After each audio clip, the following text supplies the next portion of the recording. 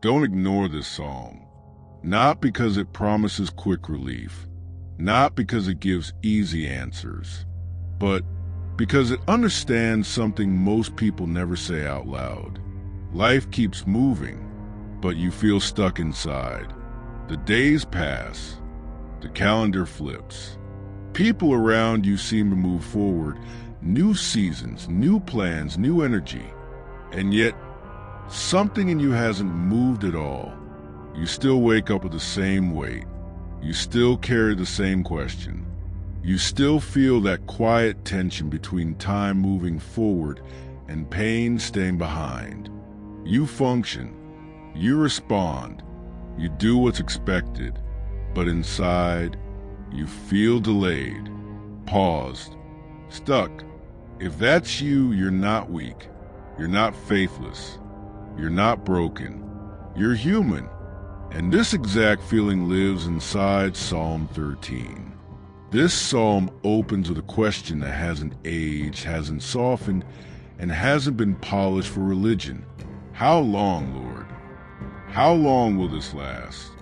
How long will I feel this way? How long will life keep moving while my heart stays in the same place? This is not a psalm written from peace. It's written from waiting, from that uncomfortable middle space where nothing is falling apart, but nothing is healing either, where you're not in crisis, but you're not at rest, where you believe in God, but you're tired of pretending the waiting doesn't hurt. Psalm 13 does not begin with praise. It begins with honesty.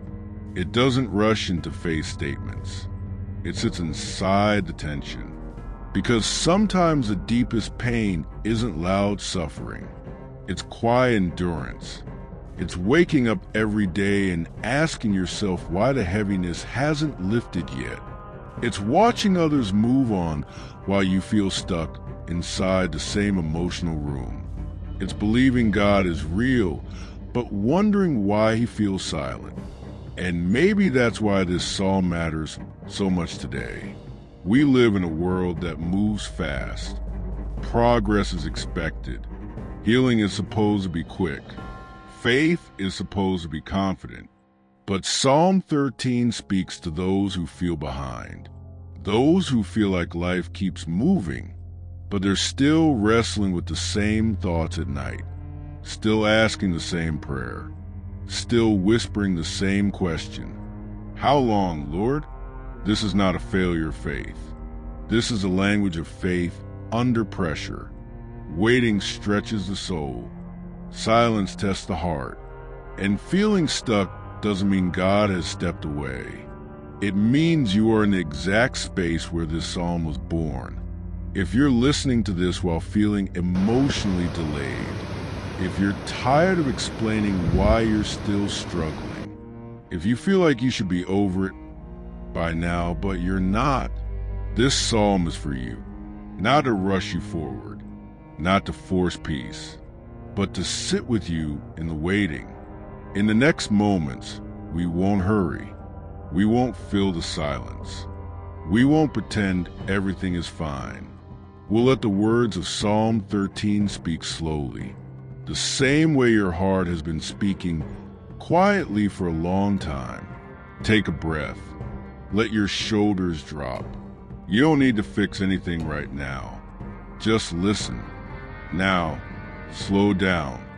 There's no rush here. No need to move ahead. No pressure to feel anything specific. Just stay present. Take a slow breath in and let it go. We're going to read Psalm 13 the way it was meant to be heard, not as information, but as a prayer. Let the words land where they need to land. If a line feels heavy, let it rest. If a sentence sounds familiar, don't push it away. Listen. How long, Lord? Will you forget me forever? Let that question breathe. This is not rebellion. This is not doubt spoken in anger. This is exhaustion speaking honestly. How long will you hide your face from me? Another pause. Notice how personal this is. Not why does life hurt, but where are you right now? That's the cry of someone who still believes, but feels unseen. How long must I wrestle with my thoughts? And day after day of sorrow in my heart. Slow down here. This line speaks to the ones who look calm on the outside, but feel stuck inside. The ones whose battle isn't loud. It's internal. The mind that won't rest. The heart that won't lighten. The same thoughts looping every night. How long will my enemy triumph over me? This isn't just about external enemies. Sometimes the enemy is time. Sometimes it's fear. Sometimes it's a feeling of being left behind while life keeps moving. Sometimes it's the voice that whispers, "You should be past this by now. Let that go quiet. Look on me and answer, Lord my God." Notice the shift. Still honest, still heavy, but now direct, not distant, not formal. Just look at me, give light to my eyes, or I will sleep in death. This is not poetic exaggeration. This is someone saying, I'm tired, tired of waiting, tired of wondering, tired of carrying the same emotional weight. And my enemy will say, I have overcome him, and my foes will rejoice when I fall. The fear beneath the waiting shows up here. What if nothing changes? What if I'm forgotten? What if I stay stuck like this forever? Pause again. You're allowed to feel that. Now, listen closely, because something subtle begins to shift. Not outside, inside. But I trust in your unfailing love. This doesn't erase the pain. It doesn't answer the timeline. It's a decision made inside the waiting. My heart rejoices in your salvation, not because the problem is solved, but because hope hasn't died. I will sing the Lord's praise, for he has been good to me. Not because everything is good, but because God still is. And that's where Psalm 13 rests. Not in resolution, not in relief, but in trust that survives delay. Take another slow breath. If these words feel close to your own thoughts, if you've been asking how long, Lord, in quiet moments, if you've been feeling stuck inside while life keeps moving around you, you're not alone in this prayer. In the next part, we'll gently explore why this psalm still speaks so powerfully to modern life, to anxiety, waiting, emotional exhaustion, and delayed healing. For now, stay with the words. Let's stay here a little longer. You don't need to analyze these words. You don't need to agree with them. Just let them move slowly through you. We return to Psalm 13. But this time we linger. How long, Lord? Don't rush past that question. Let it sit in the silence. Notice what rises in you when you hear it. Is it frustration? Is it fatigue? Is it relief? Finally hearing the question spoken out loud, breathe in and release. Will you forget me forever? Another pause. This is not theology. This is vulnerability. It's the fear that time keeps passing, and nothing inside has shifted. The fear that life keeps moving, while you feel stuck inside the same emotional space. Let that fear be acknowledged, not corrected. How long will you hide your face from me? Slow down. This line isn't accusing God of leaving. It's admitting the pain of not feeling seen. Faith doesn't die here. It strains. And strain doesn't mean failure. It means weight is being held. How long must I wrestle with my thoughts? This is the inner struggle, the invisible one, the looping conversations, the mental replays. The same questions returning at night. If that sounds familiar, place a hand where you feel the tension most. Jaw, chest, shoulders. Breathe. And day after day of sorrow in my heart. This is the ache of repetition. Not one bad day, but many. Not one moment of sadness, but a season. This psalm gives language to long-term heaviness. The kind that doesn't shock anymore. It just stays. How long will my enemy triumph over me? The enemy here may not have a name. It could be anxiety. It could be waiting. It could be time itself. It could be the feeling of being left behind. While everyone else seems to move on, you're allowed to name that quietly. Now, notice the turn. Not a dramatic shift. Not a sudden miracle. Just a small reorientation. Look on me and answer, Lord my God. This is a courage to still ask, to still believe someone is listening. Even when answers haven't come yet, say this line silently. If you want, look on me. Give light to my eyes. Light doesn't remove the night instantly.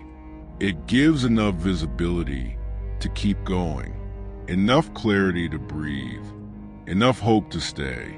If you've been asking for clarity, this line understands you. But I trust in your unfailing love. Pause longer here. Trust is not the absence of pain.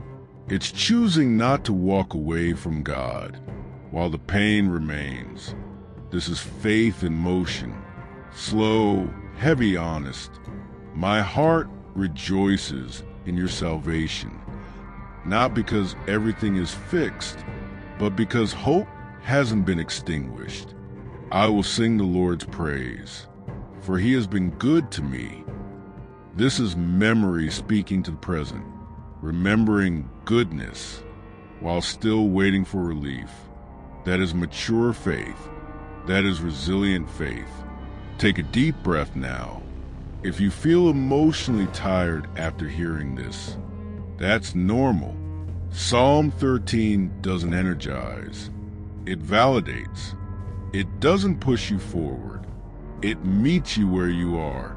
In the next block, we'll begin connecting this psalm to modern life, to anxiety, to delayed answers, to the pressure of productivity, to the quiet fear of feeling left behind.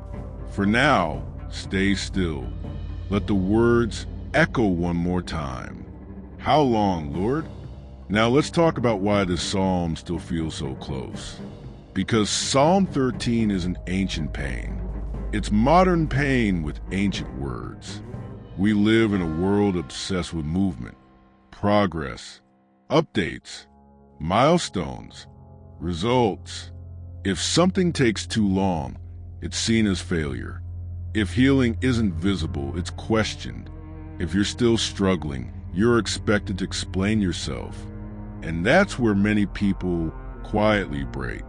Because life keeps moving, but inside, you feel stuck inside the same emotional loop. You're doing everything right. You're praying. You're trying. You're holding on. But nothing seems to shift. Psalm 13 names that tension without trying to solve it.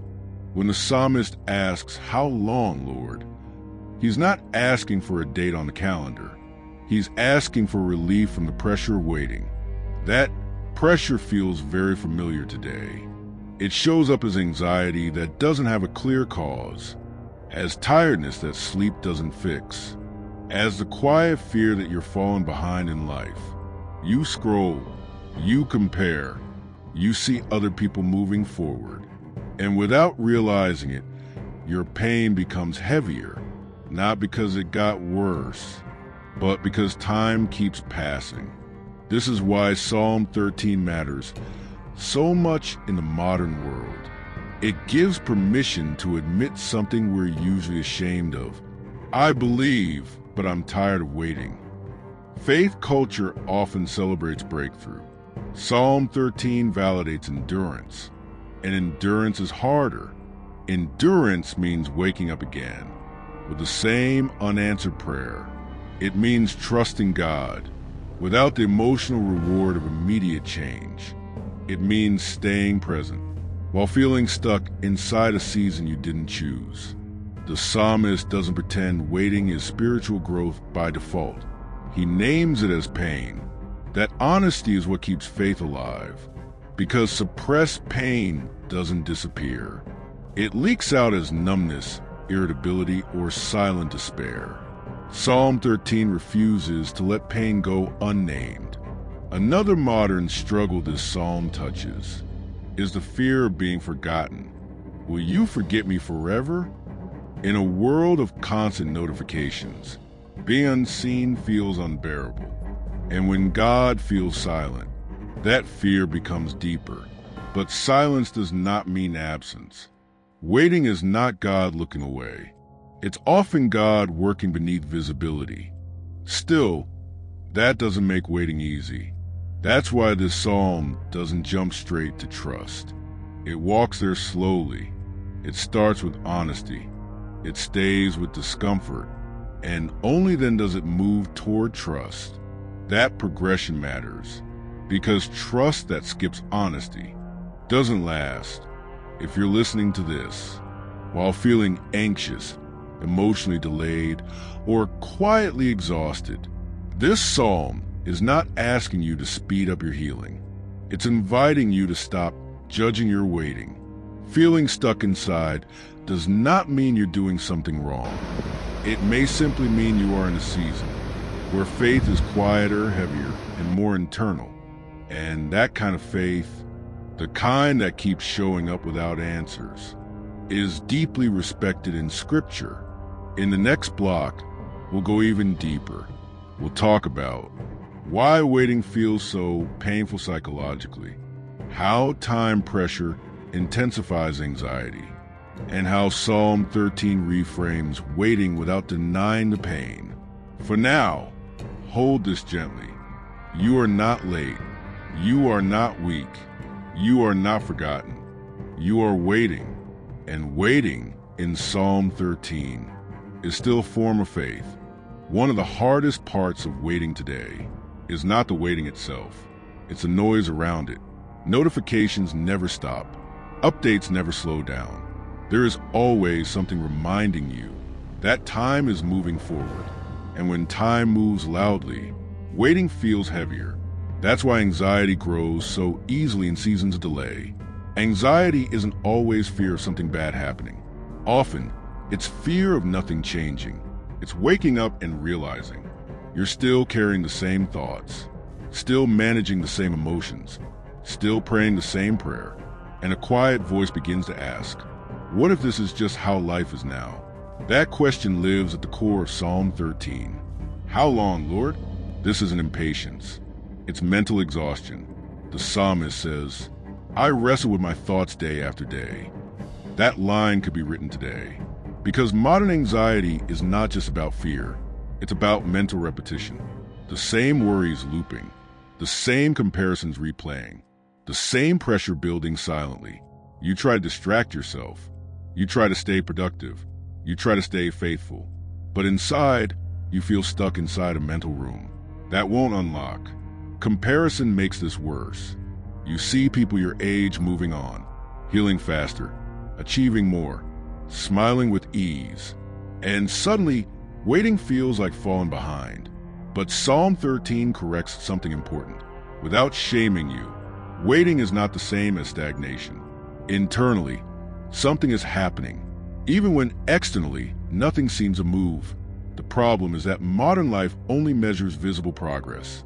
Faith, however, often grows invisibly. Roots grow in darkness. Strength forms under pressure. Trust matures in silence. That doesn't make the waiting pleasant, but it makes it meaningful. Another reason waiting feels unbearable today is because we've been taught that emotion should resolve quickly. If sadness lasts too long, we feel defective. If anxiety stays, we feel broken. If peace doesn't come, we feel guilty. Psalm 13 dismantles that idea. It shows us that prolonged emotional struggle is not a failure of faith. It's a context where faith speaks differently. Not loudly, not confidently, but honestly. This psalm doesn't give coping techniques. It gives permission. Permission to admit, I'm tired. I don't understand. I feel delayed. I feel unseen. And paradoxically, that honesty is what stabilizes the soul, because anxiety feeds on suppression. When pain has no language, it turns inward. Psalm 13 gives pain a voice, and once pain can speak, it no longer controls the entire inner space. If you feel stuck inside, try noticing this. Are you waiting for the pain to disappear before allowing yourself to trust? Psalm 13 reverses that order. Trust doesn't come after the waiting. It forms inside the waiting. That doesn't mean pretending you're okay. It means choosing not to abandon God. While you're not okay, that choice may feel small, but it's powerful. It's the difference between numb endurance and conscious faith. In the next block, we'll explore how Psalm 13 reframes time itself, why God's silence isn't indifference, why delay doesn't mean denial, and how waiting can become a place of quiet strength instead of constant anxiety. For now, let this settle. You are not weak for feeling anxious. You are not broken for feeling delayed. You are not failing because healing is slow. You are human, and Psalm 13 was written with you in mind. There's a question hidden beneath how long, Lord?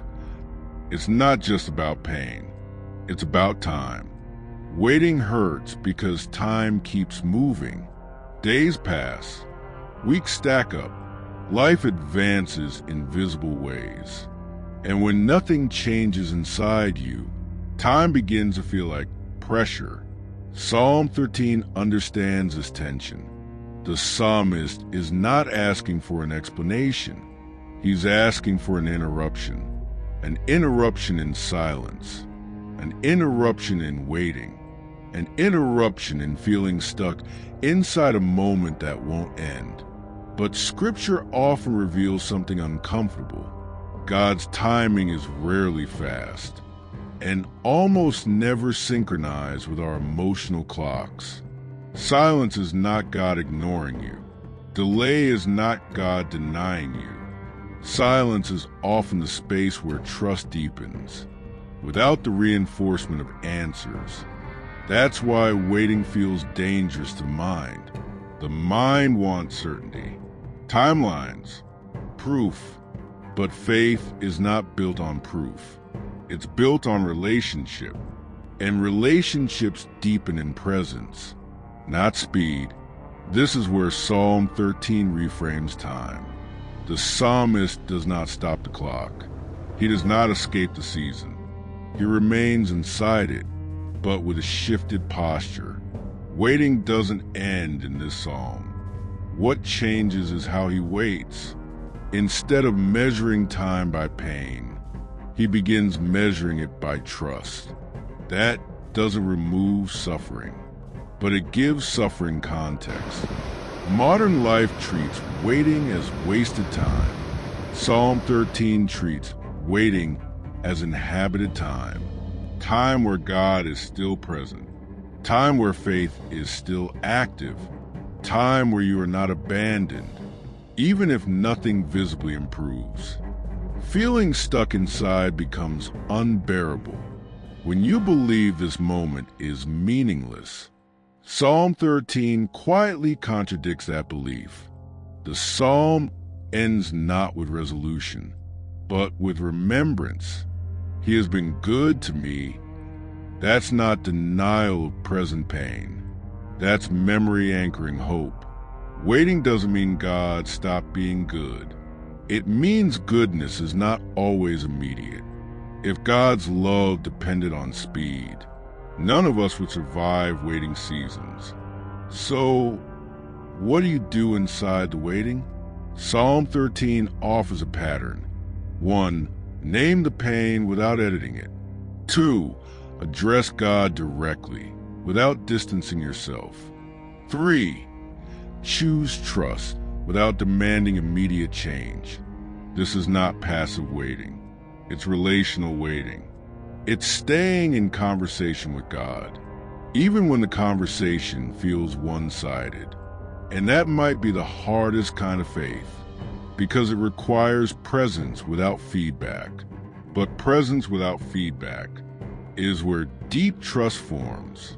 If you feel like life keeps moving, and you're still here, still struggling, still hoping, still asking, you are not outside of God's plan. You are inside a rhythm Scripture knows well. Waiting does not mean you are forgotten. Silence does not mean you are invisible. It means this season is shaping something that speed never could. In the next block, we'll explore how Psalm 13 helps you live inside the season, how to breathe inside waiting, how to reduce anxiety without forcing peace, how to stay emotionally present without collapsing inward. For now, let this truth settle gently. You are not stuck. You are waiting. And waiting, in the language of this psalm, is still movement, just in a direction the world doesn't measure. Waiting doesn't only test faith, it tests the inner life.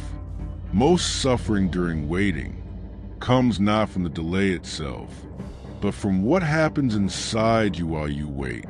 Psalm 13 doesn't give techniques, but it gives posture, and posture shapes experience.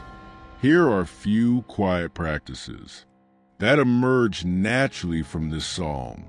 Not rules, not pressure, just ways of staying whole when you feel stuck inside a season that won't move. 1. Stop measuring your life by visible progress. One of the fastest ways to lose peace is to measure your life only by outcomes. Waiting seasons rarely produce visible wins. If you judge yourself by productivity, you'll always feel behind.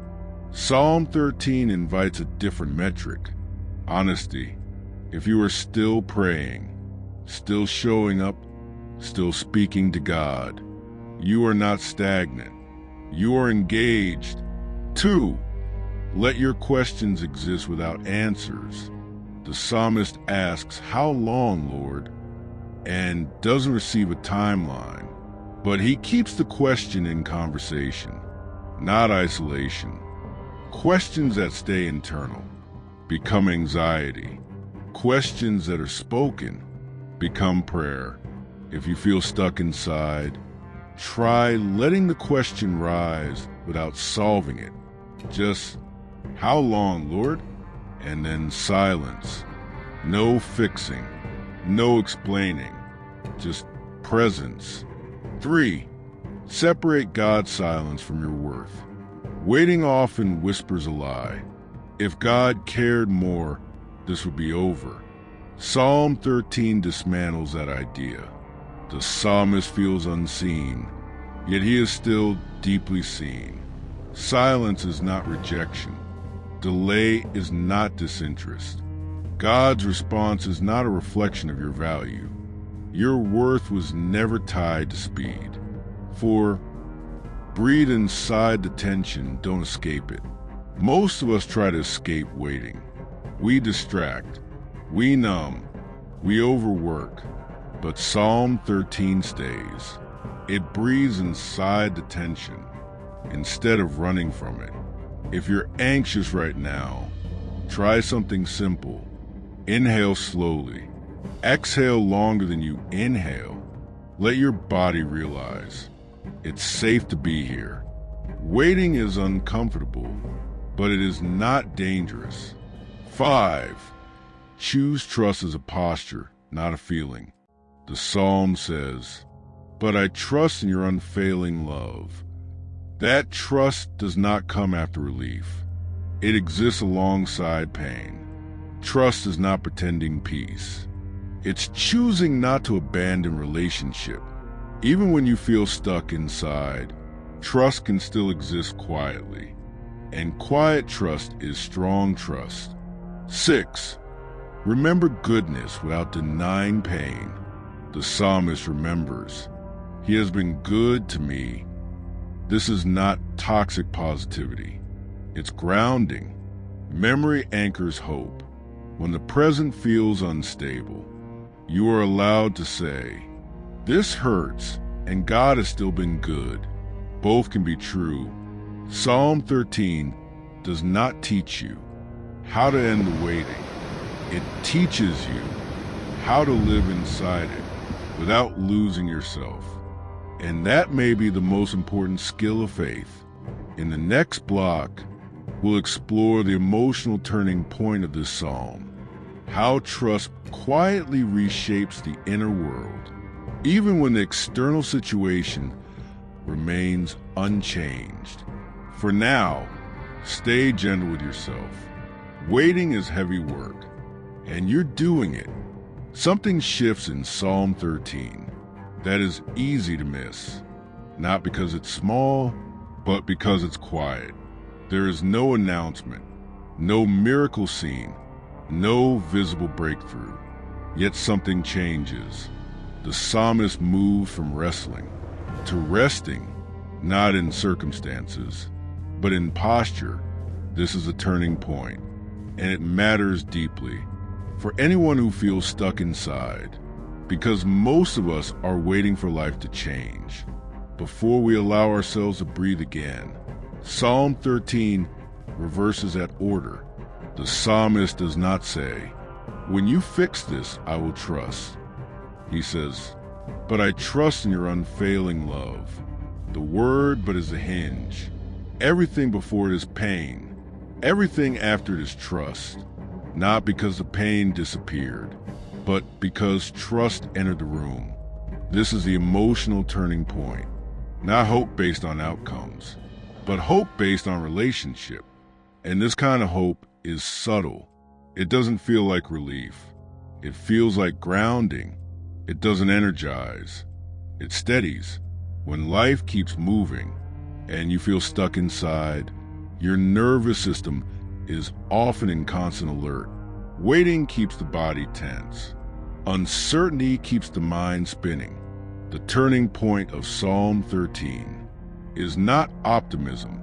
It's permission to stand on something stable. While nothing around you feels stable, trust becomes a place to rest instead of feeling to achieve. Notice what changes internally. The questions don't vanish. The silence doesn't end. The waiting continues. But the psalmist is no longer alone inside it. Trust fills the empty space where fear had been echoing.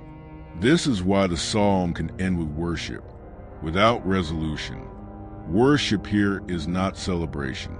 It's alignment.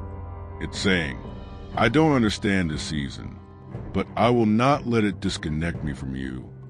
That decision alone reduces the emotional weight of waiting, not because waiting ends, but because isolation ends. When pain is shared, it becomes bearable. When waiting is relational, it becomes survivable. This is what changes. When trust enters the waiting, you stop fighting time. You stop measuring yourself by speed. You stop assuming silence means abandonment. And slowly, very slowly, your inner world becomes less hostile. You are still waiting, but you are not spiraling. Still hurting, but not collapsing. Still stuck inside a season, but not stuck inside yourself. This is the kind of transformation Psalm 13 offers. Not instant peace, but sustainable presence. In the next block, we'll deepen this even more. How repetition and gentle looping turn this psalm into a place of rest, and why returning to the same prayer is not regression, but healing. For now, let this truth settle. You don't need life to change. In order to change how you carry it, trust can enter first. And when it does, waiting becomes lighter, even before it ends. If you're still here, that means you didn't rush away. And that matters, because waiting doesn't need intensity. It needs permission to stay. So we return again, not to something new, but to something familiar, to the words of Psalm 13. Not analyze them, not to explain them, just to let them hold you. Life keeps moving. You can feel it, even now. Time passing, moments stacking, and yet, inside, something feels paused. If you feel stuck inside, you don't need to fight that feeling. You don't need to outrun it. You don't need to label it. Just notice it. Waiting doesn't mean nothing is happening. It means something quiet is forming. How long, Lord?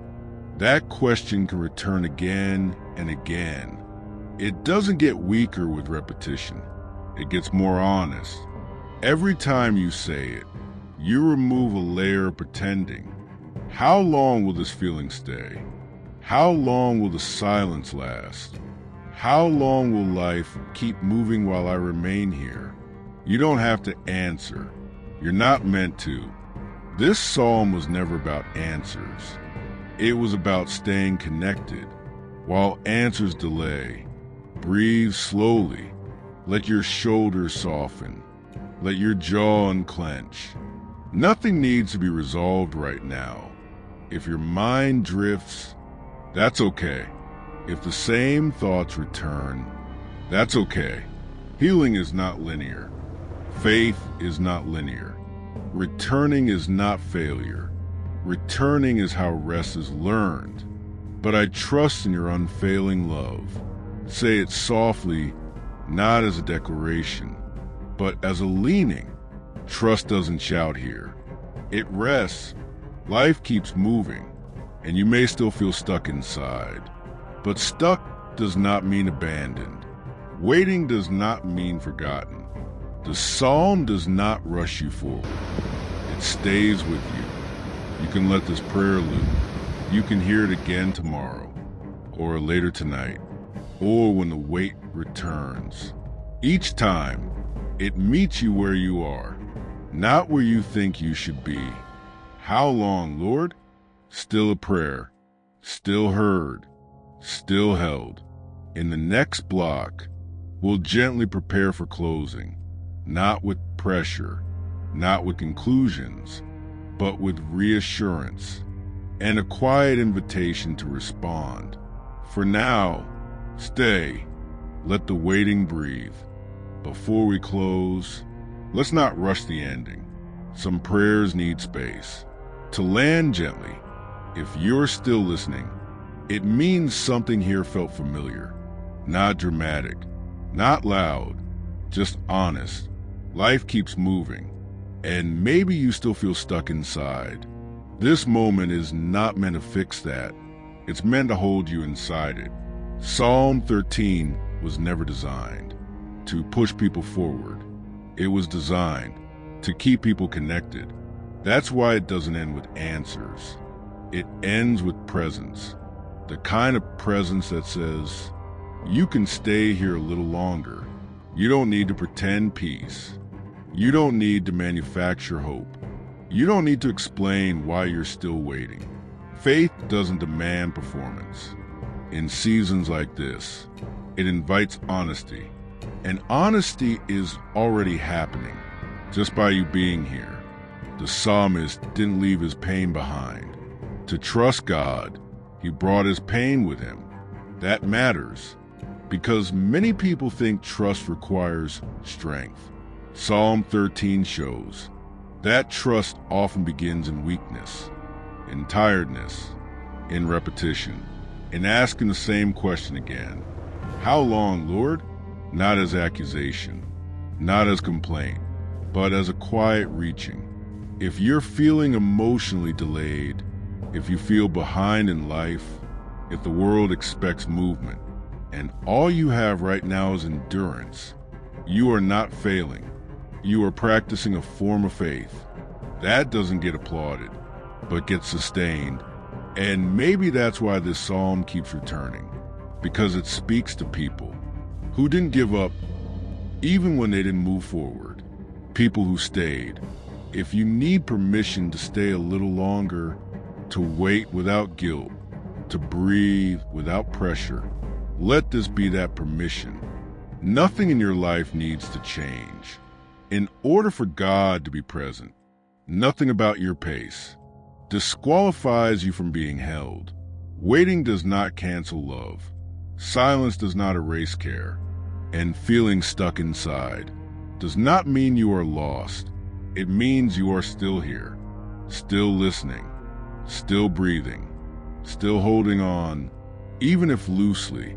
In a moment, we'll close gently, not by leaving this space, but by letting it settle. For now, just stay with this truth. You are not behind God. You are not forgotten by God. You are not too slow for God. You are waiting, and waiting is not empty. It is full of quiet presence. Life keeps moving. The clock doesn't pause. The world doesn't wait. People move forward. Timelines advance. Days turn into weeks. And yet, you're still here, still feeling stuck inside, still carrying the same unanswered prayer, still whispering the same question that echoes through Psalm 13. How long, Lord? How long will this feeling last? How long will the silence stretch? How long will life keep moving while your heart feels frozen in place? This psalm never rushes you. It never shames you for feeling behind. It never pretends the waiting isn't painful. Psalm 13 doesn't say, just trust and move on. It says, I see you waiting. If you feel like everyone else is progressing while you're still fighting the same internal battle, if you feel stuck inside while the outside world expects you to keep functioning, this psalm is not disappointed in you. It was written for this exact moment. Sometimes the deepest faith isn't loud confidence.